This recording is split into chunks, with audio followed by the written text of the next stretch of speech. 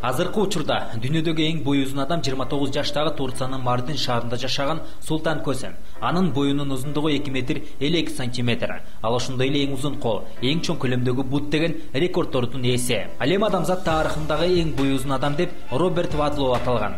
Анын боюнун узундугу 2 метр 72 сантиметр болгон. Ал эми учурда дүйнөдөгү бою узун адамдардын катарын кыргызстандык Жеңишбек Райымбаев да толуктайт. Анын боюнун узундугу 2 метр 38 сантиметр. Бүгүн биз ошол Жеңишбек мырза тууралуу сөз кылабыз. Жеңишбек Райымбаев 1979 жылы 9 майда Актала району Аккыя айылында жарак дүйнөгө келген. Бут кийиминин өлчөмү 57, салмагы болсо 140 кг. Бош убактысында муңду урларды укканды жакшы көрөт.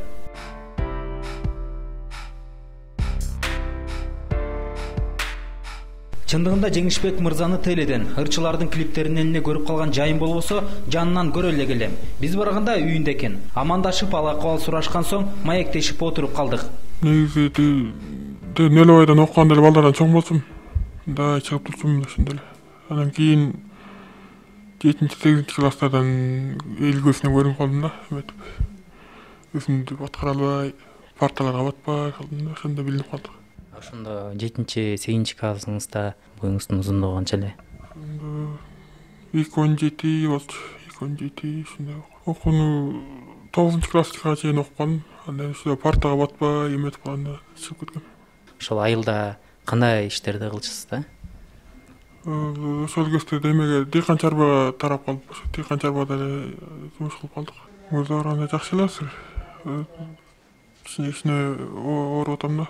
Асыр эме сахарный диабет менен ооруп атам. Анан буттарга суук тийген да. Эртең менен 8-9 туруп, кечке чейин жатмай бир маал эшикке чыгам. Эшикке чыкканда таң калып карайбышат, учурашат көбүнчөсү. Сүрөткө түшөт. Азыр ушу эме ооруга байланыштуу болуп атабы, эме тамак иче албайм азыр эле, мындай эле. Мурун да чоң кишилер менен 2-ден 3-тен ичтим, азыр кетен эле ичем. Бүгүнкү күнү каарманыбыз кант диабети деген ооруга чалдыккан. Ошондуктан көпчүлүк убактысын төшөктө өткөрөт. Каражатты көп талап кылган бул дарттын азабын Жеңишбек Райымбаев менен бирге Жаңыл апа да кошо тартып келет. Төрөлгөндө нормальный эле жакшынакай төрөлгөн. Андан кийин деле анан ушу кичине соркоолоп, антип жүрүп эметти, анан негедир эле ушу 5-6-га барганда эле буту колу узарып эле чоңойгон, ошондо билдик. Анан чоңойуп 6 жашында. Анан кийин антип анан 8-те окуп бүттү, анан 8-тен кийин окубай койду, партага батпай калдым, окубайм. Анан эле жумуш, колхоздун жумушуна иштеп, чөбүн чаап, үй-бүйгө, мал-салга жардам берип жүрдү. Анан буту колу өсүп, ушу бутуна бут кийим тигип бергенге алыбыз жетпей калды да, бала кетпас. Кепич менен жүрө берип, анан буттун баарына, муундун баарына суук тийип, эми мынтип балдак менен басып уура батпай. Анысы аз келген соң анан сахар деген эме пайда болуп турду. Сахар аны 2 жолу ийне сайлат. Былтыр бир бала ушу телевизордон көрүп колго жасалган ошо эменин дарысын алып келип берген. Сахар. Ошону ичкенден бери жакшы, түшүп жакшы болуп калдым деп атат. Анан бул буттун муундары жакшы айыкпай атат да, доктор Баранцовко айда дарылап атат. Жылына жаткызып алышып. Бир бала жардам берип алып келген. Конок Өскөнбаев деген бала. Ошол акчасында ошол өзү төгүп, врач экөө милдетин алып ошолорду дарылайт. Анан эми бара жакшы, башта бутунун ооруганын анын сезчү эмес дейт. Анан былтырдан бери сезип, мындай эметип калды деп атат.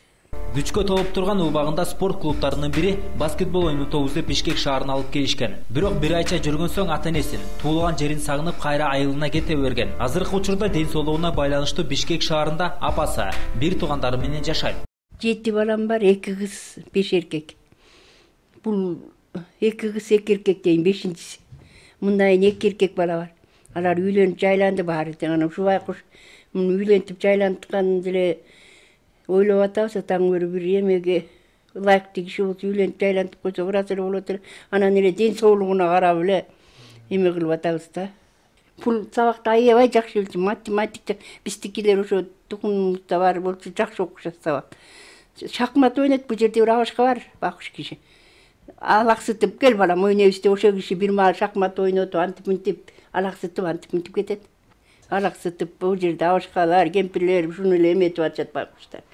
балам эшикке чыгып баса кой, минте кой дешип эле. Эл деген жакшы турбайбы, балам. Жошу, дагы Бишкекке келгенден бери кичине эл журт каралар сүйлөп атпайбы? Дапша сүйлөт эмес. Ушундай уяң байкушта, эгерде бөлөк бир жулунган бала болсо, жанын не бак багып кетпейт беле. Бул баланын пенсиясы аз болуп атат, 1500 сом алабыз. Анан былтыр анан Актарадан бияка которуп келсеңер көбөйтөбүз дегенден которуп келдим. Которуп келсем көбөйбөй атат. Да анан биринчи группага өткөздү былтыр. Өткөзсө 500 сом кошулуптур. Болгону эле ушу дейт да. Көбөйбөйбү эмне. Анан жетпейт да. Анан моореке отурганың менен свет ай сайын келет экен айланан 300-дөн 4. Акыштын күнү парабой болсо 2000ден 3000ден келет. Анан чарылдап эле да жана кичинекей барабыз иштеп жаныбыз калып атат. Ушу бак эптеп төлөйт. Аны ушу кичине жардам болуп, же болбосо светтен бир жеңилдик берип койсо болот. Теңин төлөп, тең төктүрүп. Бүгүнкү күнү Жеңишбек Райымбаевдин ден соолугу, ал акыбалы жакшы эле. Байма-бай абалын сурап, материалдык жардамын аябаган адамдар да бар. Эми кетели деп камынып жатса, Кыргыздын дагы бир өзгөчө адамы Ташшайнар деген лакап аты менен таанылган Нурлан мырза кирип калды. Дароо эле аны да кепке тарттык. Өткөндө дагы ошо 31-августта Жеңишбекке келип акыбалын сурап, анан үйдө жатканда эмне аласың деп bir Gülya деген эжекебиз бар, фотограф, ошого айттык, улажыт эткиле, мынакей биз иштебейлиби дейт, иштегиле.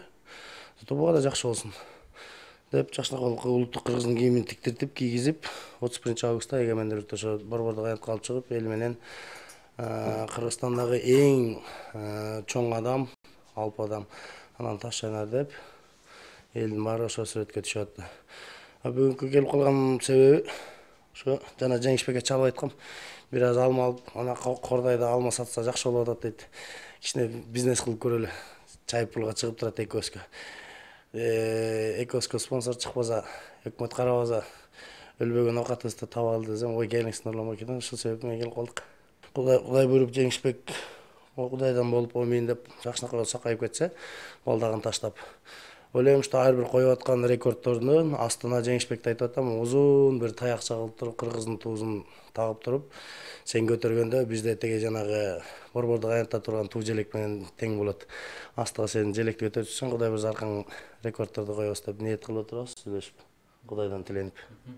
Маектен соң Жеңишбек мырзадай адам арабызда бар экенине сыймыктансак, бир туруп ден соолугунун начарлашына, тагдырына боору сачыды. Дүйнөдөгү өзгөчө адамдардын катарын толуктаган, өзгөчө тагдырга туш болгон Жеңишбек мырзага эң негизгиси бекем ден соолук каалайбыз.